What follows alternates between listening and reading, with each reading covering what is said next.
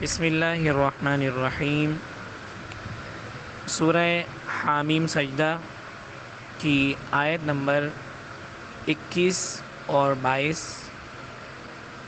جس میں اللہ رب العزت نے قیامت والے دن انسان کی اس پیشی کو کہ جو اللہ کے سامنے پیشی ہونی ہے، اس کو اللہ رب العزت نے بڑے اچھے انداز سے اور سمجھانے والے انداز سے انسان کو بیان فرمایا کہ قرآن کریم کی آیت ہے وَقَالُوا لِجُلُودِهِمْ لِمَ شَهِدتُّمْ عَلَيْنَا قَالُوا أَنطَقَنَا اللَّهُ الَّذِي أَنطَقَ كُلَّ شَيْءٍ وَهُوَ خَلَقَكُمْ أَوَّلَ مَرَّةٍ وَإِلَيْهِ تُرْجَعُونَ وَمَا كُنْتُمْ تَسْتَتِرُونَ أَنْ يَشْهَدَ عَلَيْكُمْ سَمْعُكُمْ وَلَا أَبْصَارُكُمْ وَلَا جُلُودُكُمْ وَلَكِنْ ظَنَنْتُمْ أَنَّ اللَّهَ لَا يَعْلَمُ كَثِيرًا مِمَّا تَعْمَلُونَ۔ جن آیت مبارکہ کا ترجمہ یہ ہے، اور وہ کہیں گے اپنے جسم کی کھال کو لِمَ شَهِدتُّمْ عَلَيْنَا، کہ تم کیوں ہمارے اوپر گواہی دیتے ہو۔ قَالُوا أَنطَقَنَا اللَّهُ الَّذِي أَنطَقَ كُلَّ شَيْءٍ، تو اس کی جسم کی کھال اور اعضاء کہیں گے اس انسان سے کہ ہم کو بلوایا اللہ نے، جس نے بلوایا ہر چیز کو، وَهُوَ خَلَقَكُمْ أَوَّلَ مَرَّةٍ، اور اسی نے بنایا تم کو پہلی مرتبہ، وَإِلَيْهِ تُرْجَعُونَ، اور اسی کی طرف تمہارا پھر کے جانا ہے۔ اگلی جو آیت ہے وہ انسان کے لیے بہت بڑا سبق ہے، اور ایک ایمان والے کے لیے اس میں بہت بڑی عبرت کی بات ہے کہ آگے ارشاد فرماتے ہیں کہ وَمَا كُنْتُمْ تَسْتَتِرُونَ أَنْ يَشْهَدَ عَلَيْكُمْ سَمْعُكُمْ وَلَا أَبْصَارُكُمْ وَلَا جُلُودُكُمْ، کہ تم پردہ نہ کرتے تھے اس بات سے کہ تم کو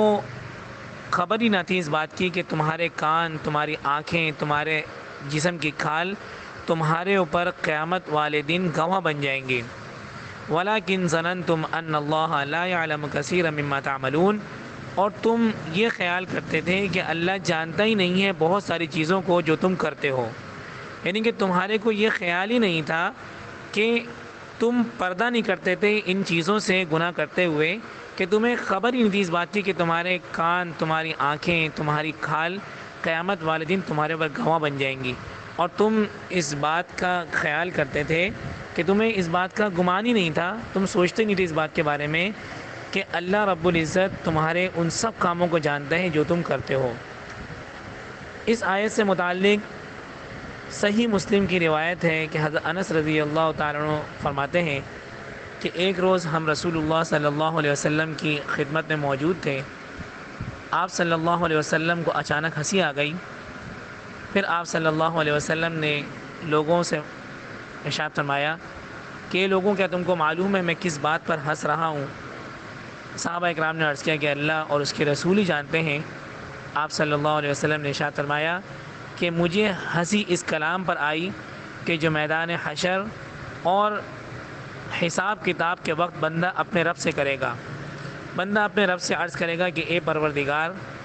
کیا آپ نے مجھے ظلم سے پناہ نہیں دی؟ اللہ رب العزت ارشاد فرمائیں گے کہ بے شک دی۔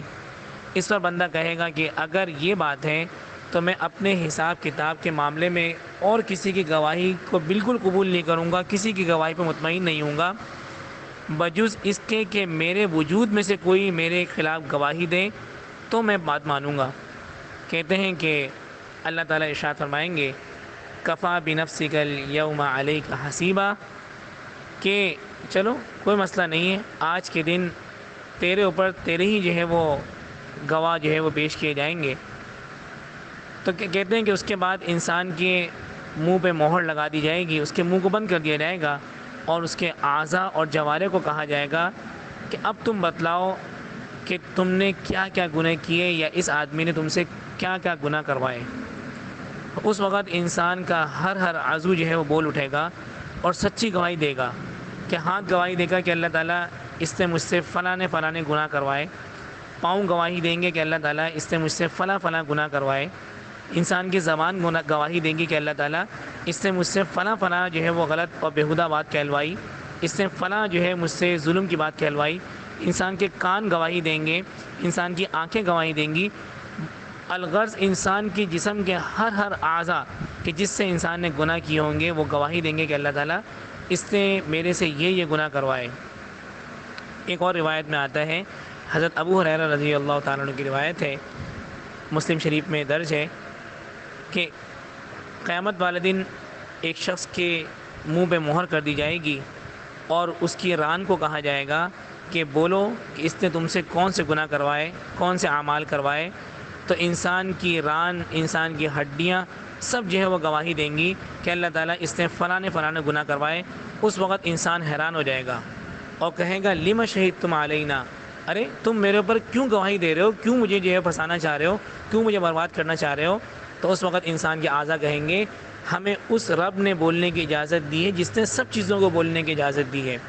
تو آج جو ہمارے اعضا ہیں، آج جو ہمارے جوارے ہیں، جن کو ہم غلط چیزوں میں استعمال کرتے ہیں، ہماری آنکھیں ہیں ان کو بیہودہ چیزوں کے دیکھنے کے اندر، نامحرم کے دیکھنے کی طرف، گناہ کی چیزوں کی طرف دیکھنے کے لیے استعمال کرتے ہیں. ہمارے کان ہیں ان کو غیبت سننے کے لیے، غیبت کی باتیں کرنے کے بعد مزے لینے کے لیے ان باتوں کو سننے کے لیے استعمال کرتے ہیں. اسی طرح ہمارے ہاتھ ہیں، ہم ان کو ظلم کے لیے استعمال کرتے ہیں. مظلوم جو ہوتا ہے اس کے اوپر ظلم کرنے کے لیے اپنا ہاتھ استعمال کیا جا رہا ہے.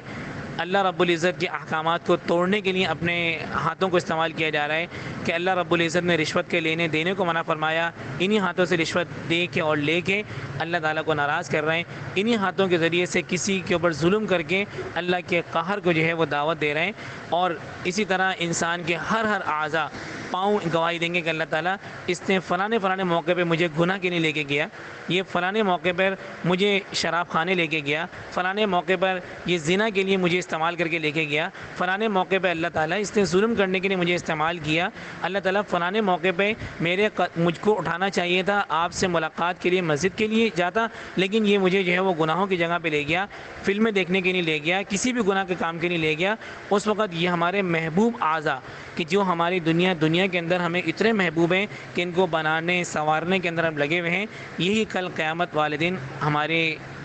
گناہوں کی گواہی دیں گے.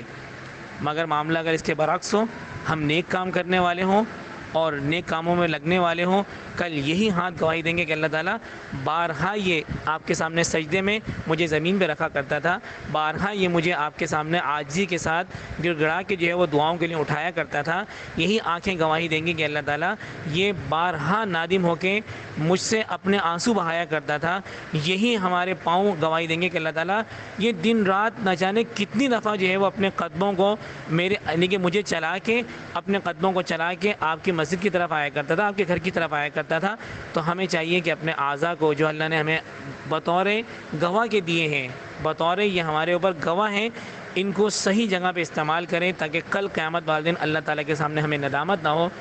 حضرت معقل ابن یسار رضی اللہ تعالیٰ عنہ کی روایت ہے، کہتے ہیں کہ رسول اللہ صلی اللہ علیہ وسلم نے ارشاد فرمایا کہ ہر آنے والا دن انسان کو یہ آواز دیتا ہے کہ میں نیا دن ہوں اور تو جو کچھ میرے اندر عمل کرے گا قیامت میں اس پہ تیرے اوپر گواہی دوں گا. اس لیے تجھے چاہیے کہ میرے ختم ہونے سے پہلے کوئی نیکی کر اس میں اپنے گناہوں کو بخشوا لے، یعنی کہ نیکی کا کام کر اور اپنے گناہوں کو بخشوا لے. اگر میں چلا گیا تو پھر میں تیرے ہاتھ کبھی نہ آؤں گا. اسی طرح اللہ رب العزت ہر رات دن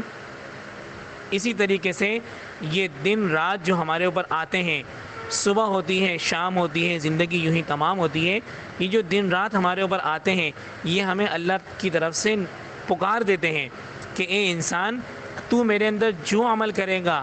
قیامت والے دن تیرے عمل کو میں اللہ کے سامنے بیان کروں گا. تجھے چاہیے کہ گناہ کرنے کے بعد فوراً توبہ کر لے تاکہ میں گواہ ہوں کہ اللہ تعالیٰ اس نے گناہ تو کیا تھا لیکن توبہ بھی کی تھی، لیکن ہم نہ جانے کتنے ہی دن کتنی ہی راتیں اللہ کی نافرمانی کے اندر بغیر توبہ کے ساتھ گناہوں کے اندر گزار دیتے ہیں اور ہمیں اندازہ بھی نہیں ہوتا. اللہ رب العزت ہمیں ہر موقع پہ توبہ و استغفار کرنے کی توفیق عطا فرمائے،